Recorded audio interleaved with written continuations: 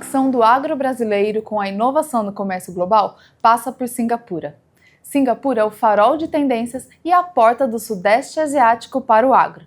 Se você não sabia disso, vai adorar este episódio de Ouço Agro, Gestão e Mercado, em que eu, Natália Fernandes, coordenadora do Núcleo de Inteligência de Mercado da CNA, vou conversar com a representante do Escritório Internacional da CNA em Singapura, Ângela Torres. Então fique com a gente! Ouça o Agro, o podcast do Sistema CNA-Senar. Venha com a gente e fique por dentro de tudo o que acontece no mundo do agro. Não esqueça de se inscrever no nosso canal do YouTube, no Spotify ou no seu tocador de podcast favorito. Ângela, bem-vinda ao podcast Ouço Agro. Olá, Natália, muito obrigada pelo convite. É um prazer estar aqui, contar ou mostrar mais o que faz o Escritório Internacional da Singapura, pela CNA, pelo produtor rural. É muito gratificante ter você aqui, né? Ficam representando lá os produtores rurais lá em Singapura, trazendo tanta informação para cá, e eu fico honrada, inclusive, em saber para os nossos ouvintes aqui que você escuta, né, o podcast Ouço Agro. Então agora é a vez de a gente compartilhar informações de tanta experiência sua com esses produtores e com o público aqui do Ouço Agro. Então obrigada mais uma vez pela participação, viu, Ângela? Ângela, explica um pouco para a gente o papel da CNA estar, né, em Singapura, nesse quase como se fosse um polo, né, de inovação ali do Sudeste Asiático, como que funciona, quais são os países que Singapura consegue acessar e representar, né, o agro brasileiro? O Escritório de Singapura da CNA é responsável pelo Sudeste do Ásia. Sabe, o Sudeste da Ásia são 11 países, é uma região de 600 milhões de habitantes, com um PIB de mais de $1 trilhão americanos. Aqui é um dado muito interessante, que o Sudeste da Ásia é o terceiro maior parceiro comercial do Brasil. Recentemente, o fim de semana passado, o presidente Lula esteve da cúpula da ASEAN, que é a Associação do Sudeste da Ásia, reforçando essa relação única que o Brasil tem com o ASEAN. O Brasil é o único país da América Latina que tem uma relação muito perto do Sudeste da Ásia. É realmente muito interessante, porque às vezes a gente olha os dados só de países, né? Tipo, qual que é a importância de alguns países. E como você colocar, sendo o terceiro parceiro comercial, é realmente muito representativo, né? E não é tão comum mesmo a gente falar sobre a relevância do Sudeste Asiático para o agro. E aí eu te pergunto, quais são os produtos com maior potencial, os produtos mais representativos hoje, né, do agro brasileiro para essa região, e também que tem maior potencial de expansão e inserção no Sudeste Asiático? Eu acho que todos os produtos brasileiros do agro têm potencial. Por quê? Porque o Sudeste da Ásia é uma região que cresce muito rápido. São 600 milhões de habitantes, eu falei, mas eles não produzem alimento suficiente. Então, Brasil é um parceiro estratégico de segurança alimentar. E também umas cadeias de indústria de alimentos que precisam da Brasil. Por exemplo, o Vietnã, a Tailândia tem cadeias de indústria de peixes. Elas precisam soja, milho e DDGs. O Vietnã é um produtor do café, mas esse café precisa do café brasileiro arábico para fazer o balance premium, o mundo, não? Então, há uma relação do produção agro-brasileiro também com produção da indústria de alimentos do Sudeste da Ásia. O Brasil tem expandido bastante a produção de DDG, inclusive para dentro do Brasil, e isso é uma novidade também, né? O uso de DDG nas atividades pecuárias. A gente já exporta DDG para esses países? Você consegue já ver uma demanda também crescente pelo DDG brasileiro? Se mais demanda forte em Vietnã, na Indonésia, porque o Vietnã tem uma indústria do peixe muito forte, Então, tem uma demanda que é cada vez mais alta. Você sabia? O Sudeste Asiático se tornou um parceiro comercial fundamental para o Brasil, representando mais de 20% do superávit comercial do país. Com uma população de 680 milhões de habitantes e um produto interno bruto agregado de aproximadamente 4 trilhões de dólares, essa vibrante região é central para a estratégia econômica do Brasil.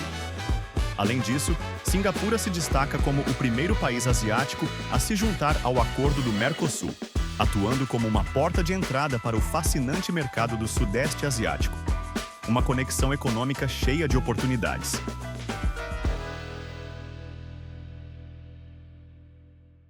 E como que o Brasil consegue acessar, assim, como que o escritório auxilia o setor, os produtores a conseguirem acessar esses mercados desses produtos, por exemplo? Vai que tem produtores aí vendo esse potencial e pensa que poderia ter uma oportunidade de exportação, mas a gente sabe que não é simples, né, exportar. Como que o escritório pode auxiliar? Que o escritório faz também inteligência do mercado, conhecer o mercado, conhecer as necessidades, conhecer quem pode ser um comprador, um distribuidor. E nós enviamos essa informação ao Brasília. Também fazemos contato com o produtor rural. O contato é por meio... Tem um programa AgroBR também, né? Que auxilia os produtores. Temos projeto AgroBR, que é mais projeto com produtos como chocolates, cafés especiais, mel. Mas temos rodadas virtuais. Para outros produtos. Para outros produtos. E também missões com produtores. Missões a Vietnã ou a Cingapura. E também, se um produtor visita Cingapura, eles podem ter ajuda do escritório. Ângela, e como que é a característica, assim, né, de consumo desses países e demanda dos consumidores? Porque a gente tem uma demanda, às vezes, pensando no Sudeste Asiático, o que eles valorizam, quais são as principais exigências, mas também as preferências dos consumidores. Em relação aos produtos brasileiros, o que você diria que tem convergência? A maior convergência é que as economias do Sudeste do Ásia, por exemplo, Cingapura, Vietnã, Tailândia, são economias que crescem rapidamente. E você sabe que quando uma população tem mais poder aquisitivo, eles têm alimentos de mais valor, mais qualidade. Então, há um consumo muito grande de proteínas, por exemplo. O mercado de carnes do Brasil, pelo Vietnã, Filipinas, Cingapura, por exemplo, Cingapura, 80% do frango congelado é de Cingapura. Quantos por cento? 80% do frango congelado em Cingapura é brasileiro. Então, é um consumo de proteínas muito alto. Também depois da Covid, há um gosto de alimentos mais naturais. Então, por exemplo, sucos de fruta, que o Brasil produz, tem tem mercado. Então tem um potencial muito grande, né? Porque nessa questão de alimentos mais naturais, tem potencial aí de diversas frutas, também a parte de alguns cereais e castanhas. Isso também é visto lá e demandado pelo mercado? Sim, Vietnã é um grande produtor de castanhas de caju. Mas você sabe, quando você compra um pacote de castanhas, tem castanha misturada, caju, castanhas do Brasil, amendoim, muito diferente. Então, o Vietnã demanda também castanhas diferentes a castanhas de caju, porque tem uma indústria grande de castanhas. Você comentou sobre a compra de DDG, de café, às vezes para fazer blend num país produtor, né? Tem Indonésia, Vietnã, que são países produtores. Mas você vê um reconhecimento do consumo lá em relação às origens brasileiras? Eles prezam por questão de origem única para o consumo direto produzido do Brasil? ou mais para esse tipo de, igual você comentou, a castanha pode ser misturada, mas tem um produto do Brasil. Eles reconhecem quando o produto é brasileiro? Como que você vê isso? O consumo de café tem dois ângulos. O primeiro é o café brasileiro, que é utilizado para fazer o blends, que é um café arábico, café geral, arábico que é misturado com café robusta de Vietnã, o café da Indonésia. E também tem outros cafés brasileiros, cafés especiais, que são mais do coffee shop. Eles gostam muito do café brasileiro porque tem noites do chocolate.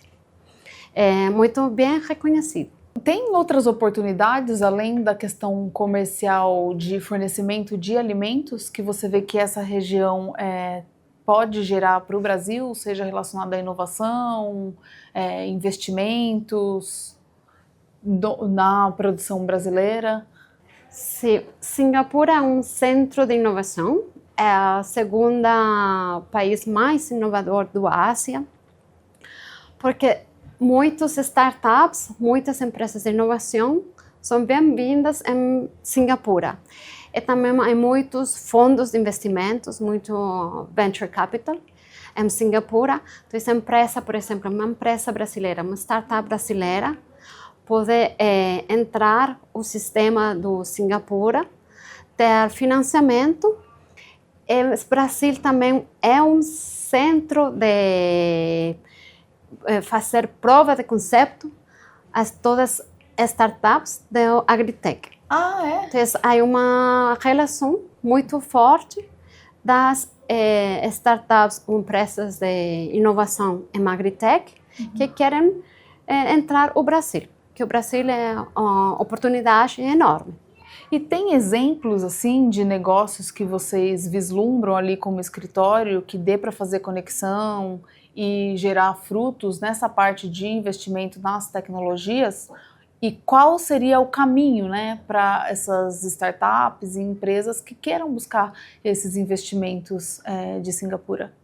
Sim, a Embaixada de Brasil em Singapura, junto com a Apex Brasil, tem um programa de Scale Up Brasil, e todos os anos 8 a 10 startups do Brasil vão a Singapura e apresentam as startups, os venture capitals.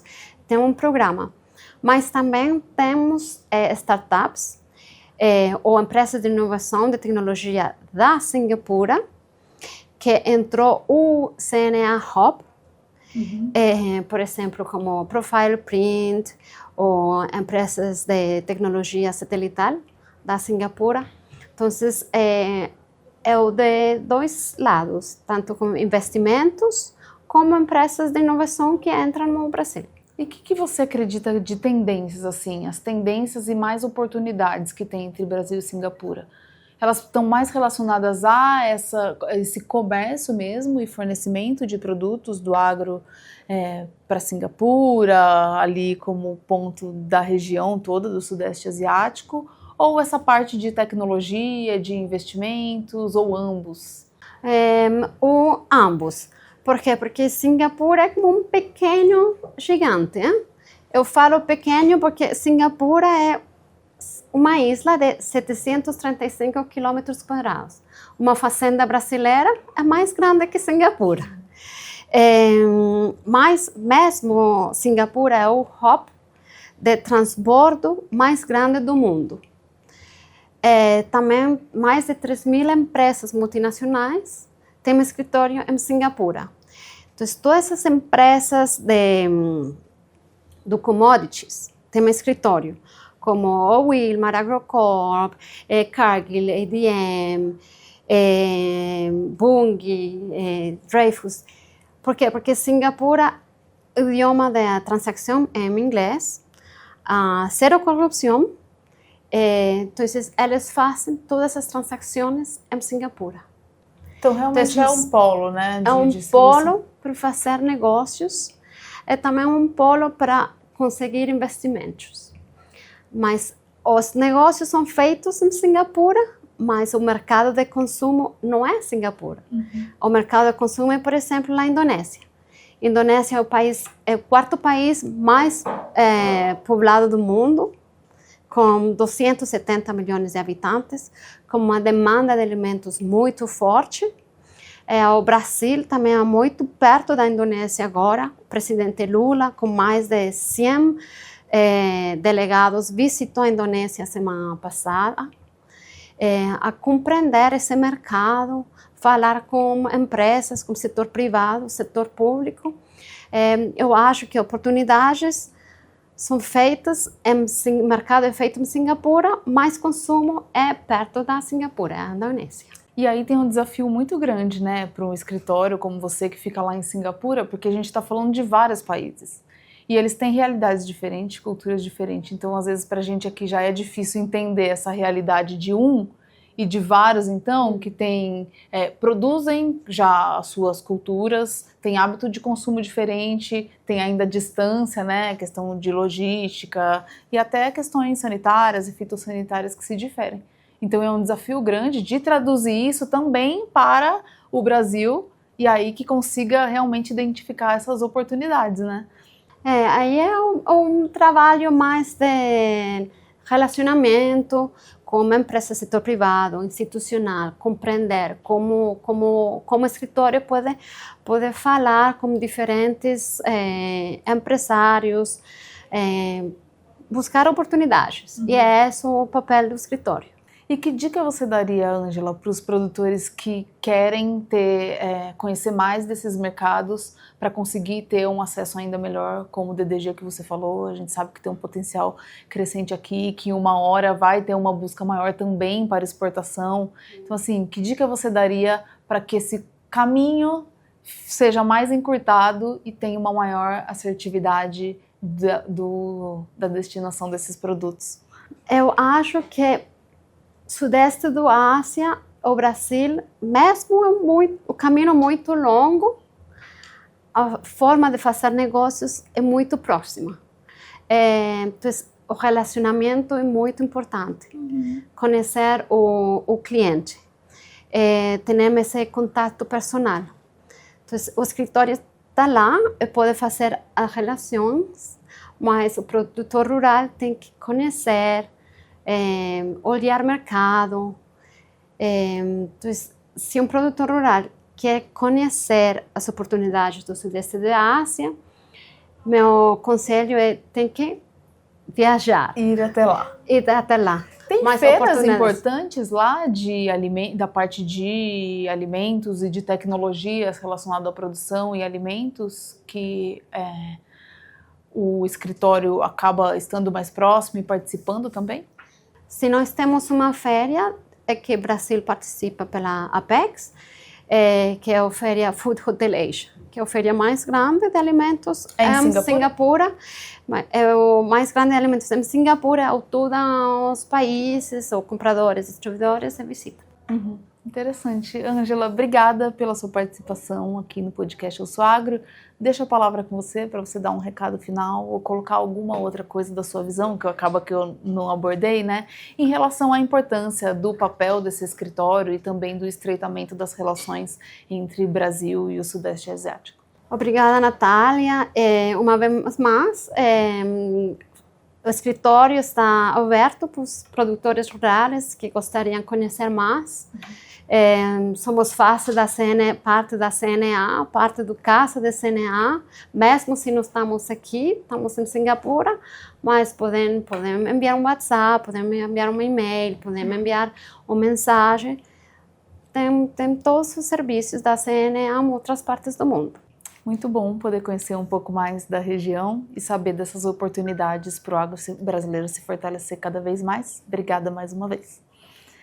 Você que ficou com a gente até aqui, muito obrigada pela audiência e esse foi mais um episódio de Ouço Agro, Gestão e Mercado. A gente se vê no próximo episódio. Tchau, tchau!